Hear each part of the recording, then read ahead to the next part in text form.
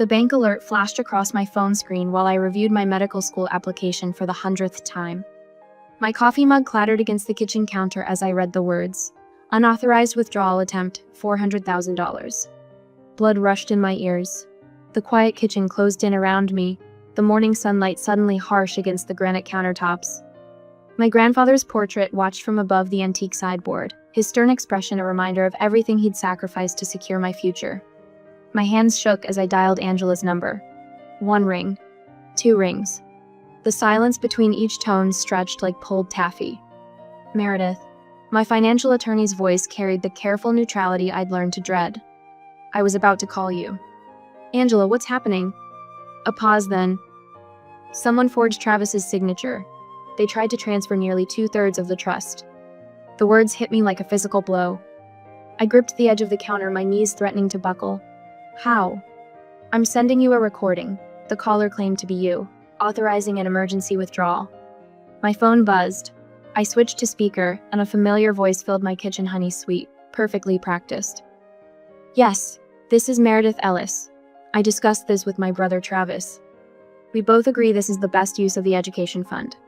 Brittany, my brother's wife of 3 months. The memory of her at Mom's memorial service rose, unbidden designer black dress, perfectly curled hair, red-soled shoes clicking against the church floor. She'd cornered me by the reception table, gesturing at my simple apartment visible through the parish hall windows. All that education money just sitting there, she'd said, her smile not quite reaching her eyes. Such a shame. I pressed my palm flat against the cool counter, fighting the urge to be sick. 8 years. 8 years since I'd stood in a different kitchen, wearing my white medical student's coat, listening to the call that changed everything. Mom's tests came back. Sarah's voice had cracked. It's stage 4. I'd looked down at that crisp white coat, the dream I'd carried since childhood. Then I'd folded it carefully, placed it in a box, and stepped into a different life, one of night shifts and second jobs, of helping Sarah finish high school while watching our mother fade. Through it all, Grandpa had been our rock. The day he established the education trust still blazed in my memory. This money is for your return to medicine, he'd said, his weathered hand gripping mine. Nothing else. Travis will help protect your future as co-trustee. Some people see money as opportunity. Others see it as something to take. Now I understood the weight behind those words. The signs had been there. Brittany's careful examination of every item in my apartment when she'd visited, like an appraiser at an estate sale. The family dinner 2 weeks ago, her casual suggestion about pooling family resources. Travis had stayed silent, studying his plate while Brittany leaned forward. At your age? Wouldn't it be better to help family instead? I'd met her gaze across the table. Grandpa believed in finishing what we start. My phone buzzed again. Angela's text carried attachments: Brittany's credit report, a trail of destruction across 3 states, $178,000 in hidden debt, luxury purchases, payday loans, casino withdrawals. The last image stopped my breath. A mugshot, 5 years old, showing Brittany with darker hair but the same calculating eyes. The name beneath read, Amanda Wells wanted for fraud in Texas. Travis doesn't know who he married. The words escaped in a whisper, barely audible above the hum of my refrigerator. My brother, who'd shared a sandwich with me every day in elementary school, who'd taught me to ride a bike and pulled me out of my first teenage heartbreak. My brother, who'd just become another stepping stone in Brittany's careful plan. I pulled up my medical school application on my laptop, the personal essay I'd labored over for weeks. The cursor blinked at the end of a sentence about perseverance in the face of adversity, about honoring sacrifices made and promises kept. Grandpa's portrait caught the morning light, his eyes holding the same steady wisdom I remembered. The education trust hadn't just been money to him. It had been his final gift, a chance to resurrect a dream I'd set aside for love of family. Now I had to decide, what would protecting that dream cost? And was I ready to pay the price? Angela's email arrived at 3 p.m. For the whole morning and now afternoon, I've been looking for the accounts and bank statements. The soft glow of my laptop screen illuminated draft emails and Travis's shared family account messages discussing emergency access to my unused funds. My stomach clenched as I scrolled through. Brittany's meticulous research into trust conditions, each document cataloged with the precision of a predator studying prey. The message history stretched back 14 months. long before she'd met Travis at that fundraising gala, before she'd complimented his Watch Our Father's Rolex with such carefully crafted interest. My phone buzzed. Sarah's name lit up the screen. Mur? My sister's voice carried a tremor I hadn't heard since Mom's final days. Brittany came by earlier. She wanted me to sign some papers, said it was for your own good. The room tilted slightly. I gripped the edge of my desk, steadying myself. What kind of papers? Something about temporary power of attorney. She said you were struggling with burnout? Sarah's voice hardened. I told her I'd need to talk to you first. She didn't like that. I closed my eyes, remembering how Brittany had watched me at Mom's memorial service. Not with sympathy, with calculation. You did the right thing. Don't sign anything. Mur, what's happening? I'll explain everything soon. Just be careful around her. The line went quiet for a moment. Already am. She reminds me of that financial advisor who tried to get Mom to change her will during chemo. My throat tightened. Yeah, she does. After hanging up, I stared at the bank alert still open on my screen. The signature on the transfer authorization looked nothing like Travis's careful penmanship, but it matched perfectly with the flowing script on Brittany's wedding thank you cards. I was resolute to reveal her true colors, so I wanted to confront them in person. And with that thought in mind, I went for the drive to my brother's house. The drive to Travis's house felt endless. Each familiar landmark, the elementary school where he'd shared his lunch with me, the park where he'd taught me to ride a bike pressed against my chest like physical weight. He answered the door in his old college sweatshirt, hair rumpled from sleep. Meredith, what are you? I held up the bank alert. We need to talk. His face closed like a shutter. There must be some mistake, he says after I tell him what his wife did and how she created such a mess. The only mistake was thinking she married you for love. The sound of heels on hardwood interrupted us. Brittany appeared in the foyer, designer purse dangling from one arm. Her eyes narrowed for a fraction of a second before tears welled up. I was just trying to help our family. Her voice cracked perfectly. You weren't even using it. We have real needs now. Real needs? The words tasted bitter. Like the casino withdrawals? Or the maxed out credit cards you're hiding from my brother? Travis stepped between us, hands raised. Let's all calm down. Maybe we could talk about sharing some of the fund. Brittany pressed closer to him, her manicured hand gripping his arm. Family helps family. Don't be selfish, Meredith. Travis, I pulled out my phone, pulled up the photo Angela had sent. Look at this. He squinted at the screen. The mugshot showed Brittany with darker hair, but the same calculating eyes. His face drained of color as he read the name beneath. Amanda Wells. We found an investment opportunity, he said weakly. Something that could help everyone. The only thing she's invested in is finding men with access to family money. I swiped to the next image, credit report showing a trail of destruction across 3 states. You're not her first target, just her latest. Brittany's tears vanished. You, ungrateful little, she caught herself, forced her features back into concern. Travis, honey, she's trying to come between us. Just like she did with your last girlfriend. The girlfriend you told everyone I scared away? I turned to Travis. Ask her about the email she sent Karen, pretending to be you. The one ending your relationship right before you were going to propose. His head snapped toward Brittany. What? She backed away, grabbing her purse. I don't have to listen to these lies. I'm late for yoga. The front door slammed behind her. Travis sank onto the stairs, head in his hands. The trust fund. She said you'd agreed to help us start a business. The only business she's starting is in Mexico. I showed him the one-way ticket confirmation Angela had found. Without you. His shoulders shook. I sat beside him, like we used to during thunderstorms when we were kids. The familiar scent of his sweatshirt, laundry detergent, and coffee brought tears to my eyes. I've got a meeting with the bank officers tonight, I said quietly. We're removing you as co-trustee. He nodded without looking up. You should. I didn't protect you like I promised Grandpa I would. You're not the first person she's fooled. I touched his arm. But you can help make sure you're the last. After I left his place, I went to meet with bank officials, and after the plans were made, I went home. That night, I sat in my apartment surrounded by legal documents instead of medical textbooks. My interview acceptance letter lay unopened on the coffee table. The trust fund was secure now, but at what cost? My phone chimed with a text from an unknown number. Amanda Wells ruined my brother's life too. Call me. I looked up at Grandpa's portrait, remembering his words about chess. The game isn't won in the first move. It's won in the quiet moments between moves. Another text lit up my screen, this one from Travis. Found something in B's desk drawer. Passport photos, different names. I picked up my grandfather's watch, running my thumb over its worn face. The second hand moved steadily forward, marking time like it had through every family crisis. Through Mom's diagnosis, through nights of studying, through all the yearning to return to medicine. Some dreams waited patiently. Others had to be defended. My phone rang again, Angela's number. Meredith? Her voice was sharp. She's been photographing your financial documents. And there's something else. Flight reservations to Mexico City. 2 tickets. I looked at the stack of legal papers on my coffee table. At my medical school application materials. At the portrait of the man who'd believed in my future enough to protect it. Grandpa taught me that protecting what matters means making hard choices. I straightened my spine. I'm ready to make them. 2 days later, the family room at Aunt Helen's house smelled of potpourri and pot roast.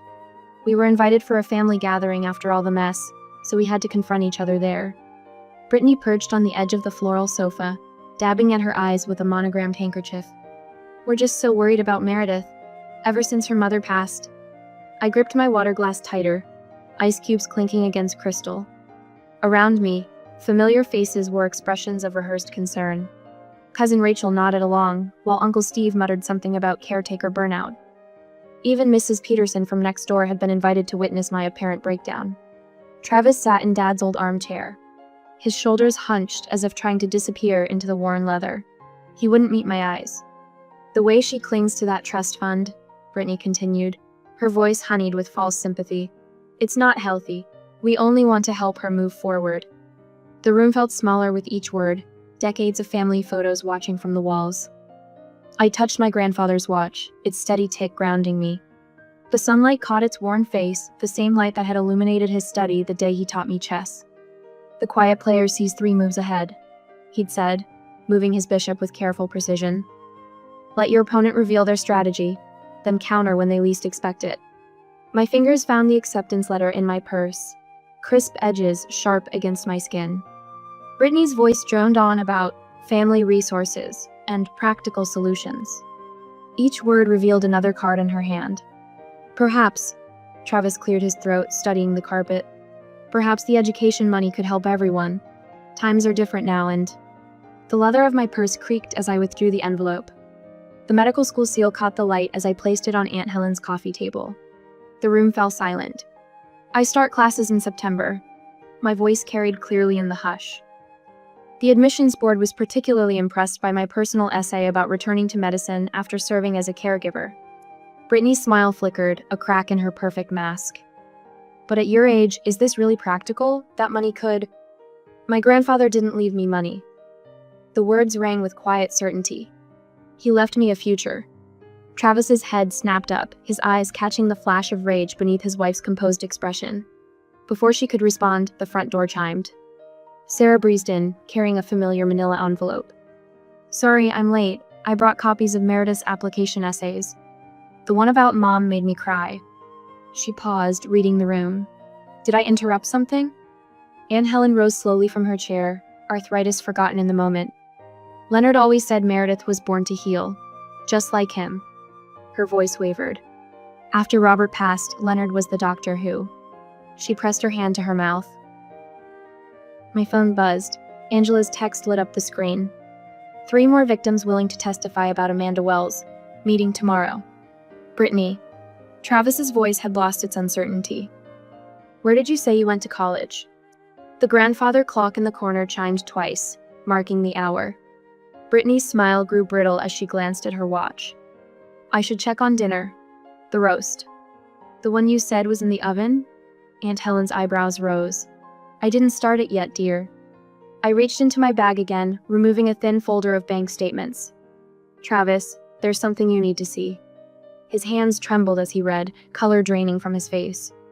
Hotel reservations? Plane tickets to Mexico? He looked up. In your maiden name? Brittany stood, designer heels sinking into the carpet. You always did think you were better than everyone. The masks had fallen away, leaving something harder in her eyes. Little Miss Perfect, with her trust fund and her dreams. She's not better than everyone. Travis rose beside me, shoulders straight. But she's better than this. The room crackled with tension. My phone buzzed again. A conference call reminder for tomorrow's meeting with fraud victims from Dallas, Phoenix, and Seattle. Evidence mounting with each passing hour. I need some air. The words scraped my throat as I grabbed my keys. I drove to Mom's grave. I felt I needed to breathe again. 20 minutes later, I knelt beside Mom's grave, setting fresh daisies against the marble. I'm going back to medicine. Raindrops and petals hiding my tears. But first, I have to protect what Grandpa left to make that possible. My fingers traced the engraved letters of her name. I won't let what we sacrificed be stolen.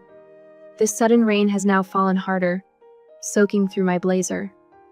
But something had shifted, like the final piece of a puzzle clicking into place. 8 years of sacrifice hadn't broken me, they'd built something stronger. My phone rang, Travis's name lighting up the screen. His voice cracked with panic. She's emptying our accounts right now. Multiple withdrawals across. Bank alerts flooded my screen. Security camera footage showed Brittany entering First National's downtown branch, manila envelope clutched in her manicured hands. A smile tugged at my lips, grandfather's chess lessons echoing in memory. The quiet player sees 3 moves ahead. This is exactly what we've been waiting for. The rain washed over Mom's gravestone, carrying away the last traces of doubt. Sometimes protecting a dream means making hard choices. Sometimes justice wears a white coat. Above me, storm clouds parted, letting through a single shaft of sunlight. Time to make my move. We had prepared everything in advance, and now 2 days later she started moving even faster than we thought. I went to pick Travis at home, and we headed to my financial advisor, Angela. The police detective's business card lay face up on Angela's polished conference table, its edges worn from my nervous handling. 8 officers waited at strategic locations across the city. Travis's wire gleamed under his collar, a tiny red light confirming the connection. You don't have to do this, I said, studying my brother's face. The shadows under his eyes matched mine. Travis adjusted his tithe blue one Brittany had given him for Christmas. Yes, I do. Angela's heels clicked against hardwood as she crossed to the window. Bank security just confirmed she's making her move. My phone buzzed. Another alert, attempted withdrawal from Travis's retirement account. The amount made my stomach clench his entire life savings. I placed my phone screen up beside the detective's card, waiting for the next notification. She's at First National, Angela said. Her voice carried the steady calm I'd learned to trust. Called someone named Mark about accelerating the timeline. Police are tracking the number. Travis's hands curled into fists. I knew that name, the charming friend who'd first introduced him to Brittany at a charity gala. The pieces clicked, a patient hunter selecting her prey. My brother's voice caught. I should have seen it. You weren't supposed to see it. That was the point. The next hours stretched like cold taffy. Alert after alert pinged on my phone as Brittany attempted to drain every account she could access. Each rejection pushed her closer to panic, closer to mistakes. I learned from Grandpa's chess lessons sometimes victory means waiting for your opponent to realize they've already lost. Travis's phone lit up with Brittany's facia sunny photo from their wedding day. Her voice through the air dripped honey and tears. Baby, your sister is trying to destroy our marriage. She's always been jealous of what we have, of our happiness. I watched my brother's jaw tighten. 8 years of watching our mother fade had taught me about different kinds of pain. This one lived in the shoulders, in the careful way Travis held himself still. Come home, he said. We need to talk. The line went dead. Angela nodded to the detective, who spoke quietly into his radio. Time to close the trap. At First National, Brittany's smile faltered as the fraud investigator placed her documentation on the counter. Mrs. Chen, who'd known our family since Mom's illness, stood with arms crossed. These signatures don't match our records, Mrs. Ellis. Mrs. Chen's voice carried through the bank's security feed. And this power of attorney appears to be falsified. There must be some confusion. Brittany's laugh held a brittle edge. My husband and his sister authorized... Did they authorize the withdrawal attempts in Denver? Or the accounts in Houston under the name Amanda Wells? The security camera caught the exact moment Brittany's mask cracked. Her fingers drummed against the marble counter, the same nervous tell I'd noticed at Mom's memorial service when she'd asked about the trust fund. Travis discovered the second phone in their bedroom closet, tucked inside a boot box marked Winter Storage. Text messages to unknown numbers mapped out a careful campaign. Search histories revealed research into trust fund structures, inheritance law, power of attorney requirements. A false passport bore the name that had triggered Angela's investigation: Amanda Wells. My brother's hands shook as he read through the messages. "I was never your husband," he whispered. "I was just your access."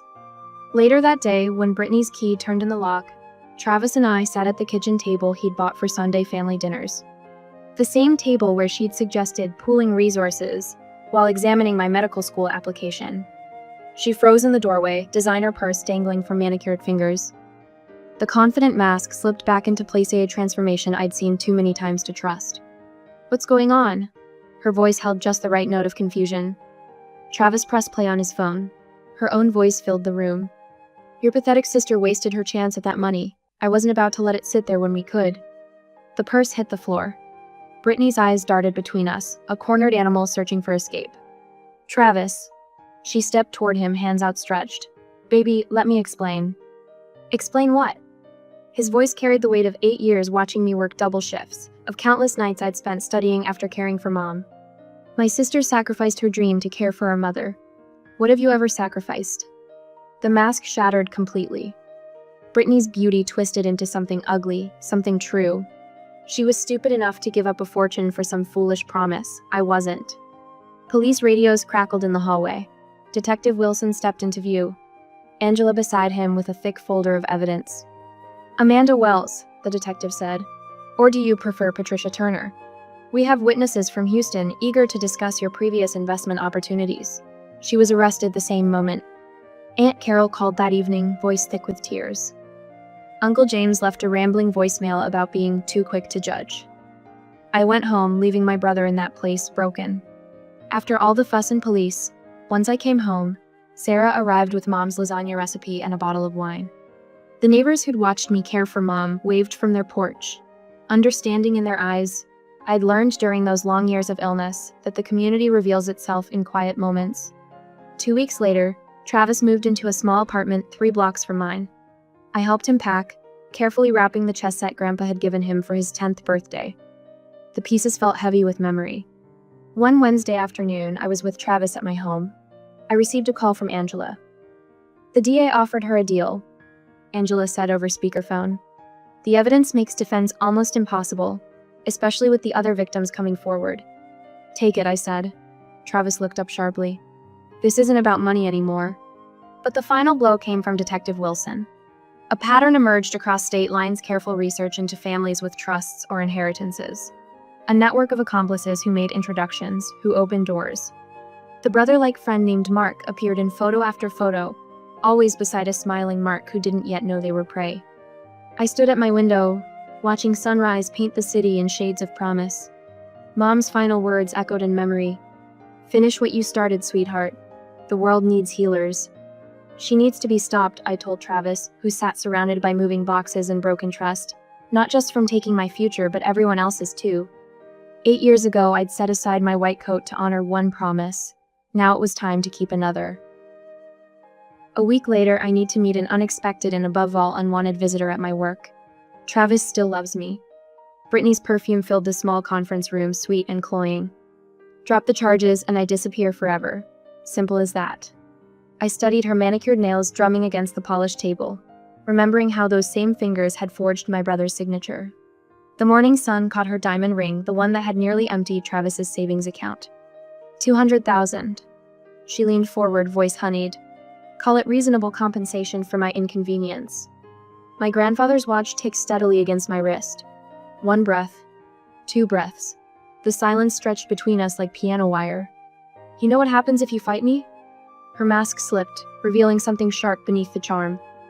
"Every Christmas, every birthday, every family gathering becomes about this moment. The sister who sent Travis's wife to prison. Is that really the legacy you want?" The fluorescent lights hummed overhead. 8 years of night shifts had taught me patience. 8 years of watching my mother fade had taught me about real legacy. "You're right about one thing." I met her gaze. "This is about legacy. just not the one you think. We had our first courtroom confrontation the following week.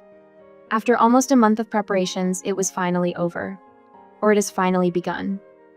The courtroom doors felt heavy under my hands that afternoon. Travis sat in the front row, shoulders curved inward, while Brittany's attorney painted him as the mastermind. A strategic victim, they called me. Unstable, obsessed with money I hadn't earned. The Ellis Trust was intended for education, Brittany's lawyer argued, gesturing at the jury. Yet Miss Ellis hoarded it for 8 years while her family struggled. This case isn't about theft, it's about a sister's refusal to help her brother in his time of need. My acceptance letter to medical school burned in my bag, its future now uncertain. The dean's office had already called twice about the concerning situation. Angela rose slowly, each movement precise. The timeline she'd assembled covered 3 boards, documenting every calculated step of Brittany's approach. The jury leaned forward as the audio played Brittany's voice, shifting between identities like radio stations, each perfectly tuned to her target's vulnerabilities. When my turn came, I touched my grandfather's watch for strength. My mother died believing I would return to medicine. My voice carried to the back row where Sarah sat with our aunt. She spent her final months apologizing for needing my help, no matter how many times I told her that love doesn't keep score. But Brittany? The word tasted bitter. She didn't just try to steal money. She tried to steal the future my mother died believing I would have. The evidence mounted like incoming tide. 5 victims from different states took the stand, their stories echoing mine. Bank records traced Brittany's path across 7 years and 3 identities. The jury's expressions hardened with each revelation. Travis's testimony cut deepest. He spoke of love letters now revealed as reconnaissance, of anniversary gifts purchased with other victims' savings. His voice cracked only once. I thought I was protecting my sister's future. Instead, I nearly helped destroy it. The judge's gavel cut through the murmurs as Brittany's former accomplice took the stand. Their text messages filled the screen behind him, a year of planning before Travis ever met his future wife. Her notebook, recovered from a storage unit, listed other families marked for targeting, other dreams waiting to be converted to cash. You targeted people during their most vulnerable moments. The judge's words rang with quiet fury. Grief, illness, loss. You saw their pain as an opportunity. 6 years. No early release. Full restitution to all victims. Brittany's composure finally shattered as the bailiff approached. Her elegant mask crumbled into something feral and sharp. You think you've won? She spat the words at me, handcuffs glinting. This was your one shot at playing doctor, and you wasted it on revenge. The courtroom fell silent, waiting for my response. 8 years of night shifts. 8 years of watching dreams gather dust while I changed bedpans and counted pills. 8 years of my mother's apologies and my grandfather's faith. This was never a game to me. The words came softly, meant for her ears alone. Travis stood beside me as she disappeared through the heavy doors. His hands shook as he pulled out a small velvet box. She made me spend nearly my entire savings on this. The diamond caught the afternoon light, scattering rainbows across his palm. Sell it, turn it into something real. The steps outside felt warmer than they should for April. Travis's apology hung between us, heavy as the ring in my pocket. A chess piece clicked against wood somewhere nearby. 2 old men playing at a park table, just like Grandpa used to. The medical school letter waited on my kitchen table that evening after we returned home, still sealed. Travis touched the envelope's edge. After everything, can you still forgive me? Grandpa's chess set sat in its familiar place by the window. The carved queen stood slightly apart, watching over her domain. 8 years of waiting, 8 years of faith. I traced the letter's edge, feeling the weight of all our choices. The hardest person to give is always yourself. The seal broke cleanly under my fingers as evening light painted the kitchen gold. We healed in our ways, or we still do. We focus on freedom and development. After all ups and downs, it was time to step into the medicine field again. Now, one Monday morning, the familiar weight of the white coat settles across my shoulders as I step through the medical school's sliding doors. 8 years. The hallways smelled of semantiseptic and possibility. But everything else has shifted, transformed by the years between then and now. Ellis. Professor Martinez's voice carries down the corridor. She pauses her hurried stride, recognition lighting her face. You're finally back where you belong. I touch the lapel of my coat, feeling the embroidered name that matches the one on my grandfather's portrait. The smile that rises feels different from the uncertain one I wore here before, steadier, earned through more than just academic achievement. The scholarship committee meeting runs during the whole day and late into the evening. My hands move across the final paperwork, establishing the fund for medical students who've served as caregivers. The recovered money from Brittany's attempted theft has found its purpose. When the plaque arrives next week, it will read, "For those who pause their dreams to care for others." Travis leans against the doorframe of the conference room, his presence a quiet support. He's traded his expensive suits for simple button-downs these days, but his shoulders carry less tension. The first award ceremony is already marked on his calendar. "You didn't have to stay," I tell him, gathering the documents. "Yes, I did." His voice carries the weight of understanding we've built in therapy. Each session peeled back layers of guilt, rebuilt trust degree by degree. The dinners we've reinstated feel different now, less performance, more truth. After the work was done, we headed home. My apartment near the medical center fills with afternoon light as Sarah unpacks Mom's old stethoscope. The brass gleams, restored to its original shine. "Found it in the attic," she says, running her finger along the tubing. "Thought you might want it back." Angela arrives with a bottle of wine and her usual direct smile. Our different monthly dinners have evolved beyond legal consultations to real friendship. The scent of Travis's cooking drifts from the kitchen, Grandpa's recipe for pot roast, the one that fed us through countless Sunday afternoons. "The carrots need 5 more minutes," Travis calls out, sounding more like himself than he has in months. A knock at my office door pulls me from review notes. Jenny Martinez, first-year student, hovers in the doorway with red-rimmed eyes. Her father's cancer diagnosis arrived yesterday. The weight of her white coat looks too heavy for her shoulders. "I don't know if I can do both," she whispers. I gesture to the chair across from my desk. Sometimes the longest route is the one that builds the strongest doctor. The words carry the weight of lived truth, though I keep the full story tucked away.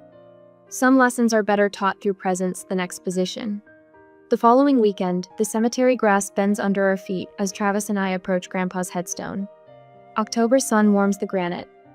Travis places the chess piece, the queen, beside the fresh flowers. "He always said you were the strongest piece on the board." Travis's voice catches.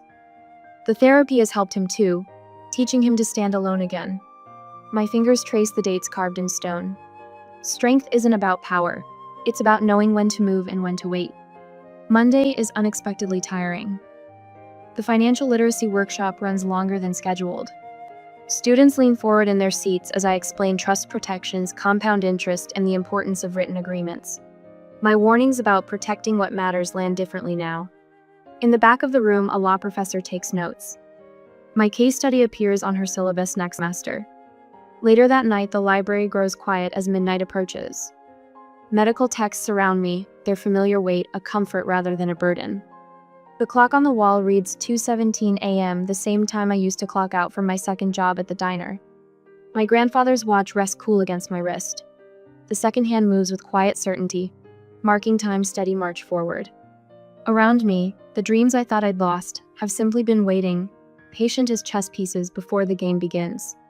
"Dreams don't die," I whisper to the empty room. "They wait for you to be ready." The words settle into truth, carried on the scent of old books and new beginnings. At 33, I'm exactly where I need to be, not despite the waiting, but because of it. Every delayed step built the road that led me home.